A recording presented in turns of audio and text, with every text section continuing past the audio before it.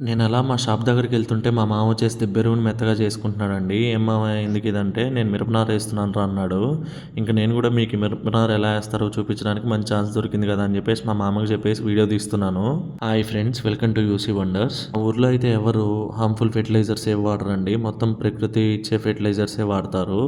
ఈ మిరపనారు చల్లడంలో ఫస్ట్ అయితే మనం ఎక్కడ చల్లుతున్నామో అక్కడ సదరం చేసి పెట్టేసుకోవాలండి. అలా సదరం చేసి పెట్టుకున్నాక ఇలా సీడ్స్ అన్నీ చల్లేయాలి. మనం సదరం చేసి పెట్టకపోతే మనకు నార అనేది మంచిగా రాదు. ఫస్ట్ అయితే మా మామ సదరం చేసేసుకొని ఇలా సీడ్స్ చల్లేస్తున్నాడు. చూడండి ఎలా చల్లుతున్నాడో. ఒకదాని మీద ఒకటి పడితే కూడా నార అనేది కరెక్ట్గా రాదండి. అందుకని అట్లా పడకుండా చేతులతో చల్లుతున్నాడు నీట్గా.